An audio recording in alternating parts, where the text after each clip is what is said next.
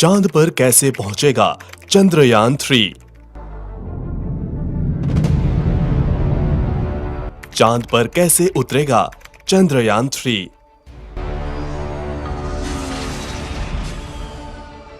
चांद पर क्या काम करेगा चंद्रयान-3।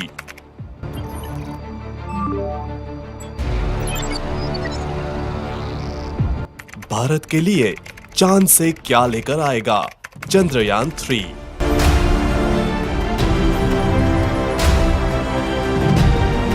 14 जुलाई 2023 दोपहर 2:35 पर भारत के लिए वह पल आया जब भारत का बाहुबली रॉकेट LBM-3M4 आसमान में बादलों को चीरते हुए चंद्रयान-3 को लेकर चांद की तरफ चला।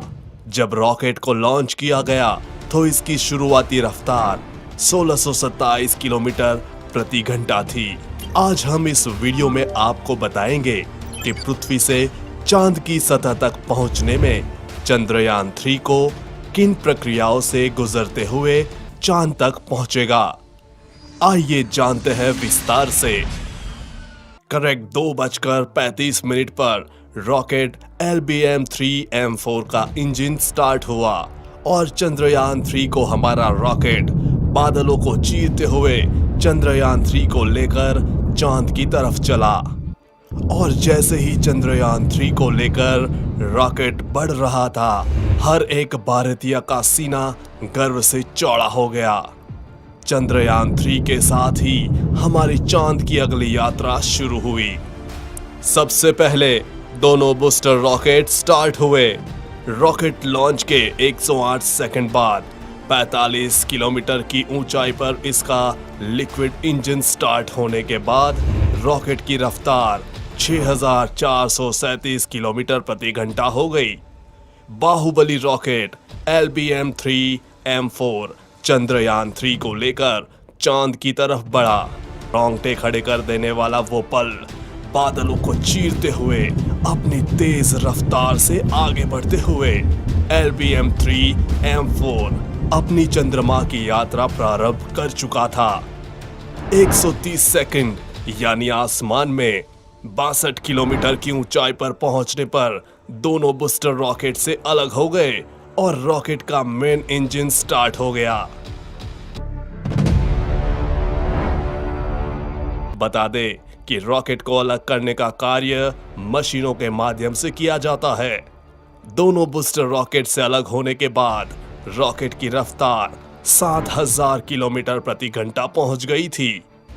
दोनों अलग हुए बूस्टर रॉकेट को इसरो के वैज्ञानिकों ने सॉफ्टवेयर की मदद से समुद्र में गिरा दिया और रॉकेट का मेन इंजन चंद्रयान-3 को लेकर आगे बढ़ता रहा।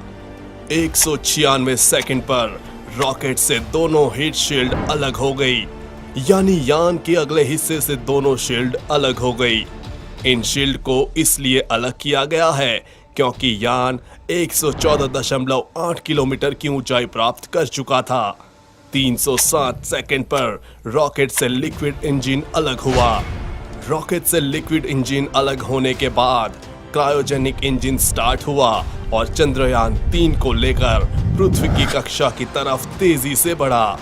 क्रायोजेनिक इंजन स्टार्ट होने के बाद रॉकेट की रफ्तार 36,968 किलोमीटर प्रति घंटे हो गई थी और कुछ दूर जाकर क्रायोजेनिक इंजन भी बंद होकर चंद्रयान से अलग हो गया और भारत का चंद्रयान-3 लॉन्चिंग के 16 मिनट बाद पृथ्वी की कक्षा में स्थापित हो गया और धीरे धीरे अपना ऑर्बिट बढ़ाकर अब चांद की कक्षा में प्रवेश करेगा। पृथ्वी की कक्षा में प्रवेश करने के बाद प्रोपल्शन मॉड्यूल की सहायता से इसरो इसको आगे उड़ाएगा। इसरो चंद्रयान-3 को पहले तो कुछ दिन पृथ्वी के चारों ओर घुमाएगा। हर चक्कर पहले से बड़ा होगा। ये सभी चक्कर अंडाकार होंगे। अब आपके मन में सवाल होगा कि यह सभी चक्कर अंडाकार क्यों होंगे? तो इसका जवाब है कि अगर इसरो चंद्रयान-3 को गोल चक्कर लगाएगा तो वह एक ही जगह घूमता रहेगा। इसलिए अंतरिक्ष में किसी चीज को दूर या पास भेजने के लिए अंडाकार चक्कर लगाया जाता है। हर चक्कर के पहले चक्कर से थोड़ी दूर पर होगा। इस प्रकार इसरो चंद्रयान-3 को धीरे धीरे पृथ्वी से दूर भेजेगा। ऐसे कुछ दिनों बाद चंद्रयान-3 चांद के पास चला जाएगा। चांद तक जाने में इसको 6 दिन का समय लगेगा। जब चंद्रयान-3 चांद की कक्षा में प्रवेश करेगा तो वापस से पृथ्वी वाली प्रक्रिया अपनाई जाएगी। चंद्रयान-3 को अब चांद की कक्षा में घुमाया जाएगा और धीरे धीरे चांद के पास ले जाया जाएगा। चांद की कक्षा में प्रवेश करने के बाद यान 13 दिन तक चांद के चक्कर लगाएगा। चंद्रयान-3 अपने साथ 3 अलग अलग हिस्से लेकर जा रहा है। सबसे पहला उड़ाने वाला हिस्सा प्रोपल्शन मॉड्यूल, दूसरा हिस्सा उतारने वाला हिस्सा लैंडर मॉड्यूल और आखिरी तीसरा हिस्सा है घूमने घुमाने और जानकारी जुटाने वाला हिस्सा रोवर और ऑर्बिटर वाला हिस्सा इस बार नहीं भेजा गया है, क्योंकि चंद्रयान-2 का ऑर्बिटर पहले ही चांद के चारों ओर घूम रहा है। इसरो इसी का इस्तेमाल करेगा और जैसे ही चंद्रयान-3 चांद के 100 किलोमीटर के दायरे में पहुंच जाएगा, प्रोपल्शन मॉड्यूल से लैंडर अलग हो जाएगा। लैंडर अब अपनी कक्षा में अपनी स्पीड कम करने की कोशिश करेगा। करीब 40 से 42 दिन बाद लैंडर और रोवर चंद्रमा के साउथ पोल पर उतर जाएंगे।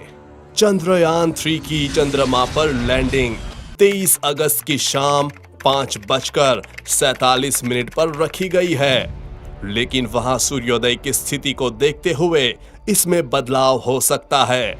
अगर सूर्योदय में देरी होती है तो इसरो लैंडिंग का समय बढ़ाकर इसे सितंबर में कर सकता है।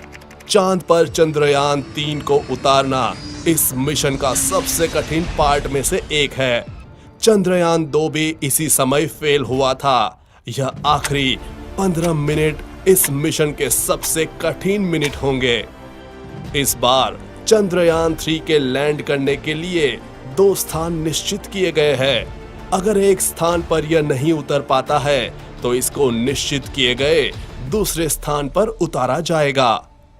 जैसे ही स्थान निश्चित हो जाएगा, उसके बाद चंद्रयान-3 सॉफ्ट लैंडिंग का प्रयास करेगा। जैसे ही चंद्रयान-3 चांद की सतह पर सॉफ्ट लैंडिंग कर जाएगा, उसके बाद इसरो के वैज्ञानिकों की कमांड पर रोवर लैंडर से बाहर आएगा। उसके बाद चांद की सतह पर चलकर अपने प्रयोग करेगा। इसरो ने एक बार फिर अपने लैंडर का नाम विक्रम और रोवर का नाम प्रज्ञान रखा है। यह अभियान चांद की सतह पर रासायनिक तत्वों और मिट्टी, पानी के कणों जैसे प्राकृतिक संसाधनों को देखेगा। यह अभियान चांद की बनावट को लेकर हमारी जानकारी में महत्वपूर्ण इजाफा करेगा। वैज्ञानिक परीक्षण के लिए यह अंतरिक्ष यान अपने साथ कई उपकरणों को ले जा रहा है, जिसमें सिस्मोमीटर भी शामिल है ताकि चांद के भूकंप को मापा जा सके। वैज्ञानिक इस तरह के परीक्षण से चांद की सतह के तापमान और वहां के वातावरण के अन्य तत्वों को जान सकेंगे। इस पर ऊर्जा के लिए सोलर पैनल लगे होंगे, जिसकी सहायता से रोवर को चांद की सतह पर ऊर्जा मिलेगी और यह वहां पर चल पाएगा। जानकारी के लिए बता दें कि इस मिशन को यानी कि रोवर और लैंडर को 14 अर्थ डेज के मिशन पीरियड के लिए ही इनिशियली डिजाइन किया गया है। हालांकि अगर सब कुछ सही रहा तो 14 दिन बाद इस मिशन को एक्सटेंशन मिल सकता है, लेकिन फिलहाल के लिए इसरो के पास 14 दिन का ही समय होगा। चंद्रयान-3 भारत के हर भारतीय के सपनों को पूरा करते हुए भारत का इसरो ऊंचाइयों को छू रहा है। यह महत्वपूर्ण उपलब्धि हमारे वैज्ञानिकों के अथक मेहनत का प्रमाण है। हम उनके उत्साह और प्रतिभा को सलाम करते हैं। ये इन्फॉर्मेशन आपको कैसी लगी? कमेंट में अपनी राय जरूर बताएं। चंद्रयान 3 पर आगे भी अपडेट्स आती रहेगी, इसलिए अपडेटेड रहने के लिए चैनल को सब्सक्राइब करके बेल नोटिफिकेशन ऑन जरूर कर ले। जल्द मिलेंगे ऐसी ही इंफॉर्मेटिव वीडियो के साथ। तब तक के लिए बी हैप्पी, बाय बाय।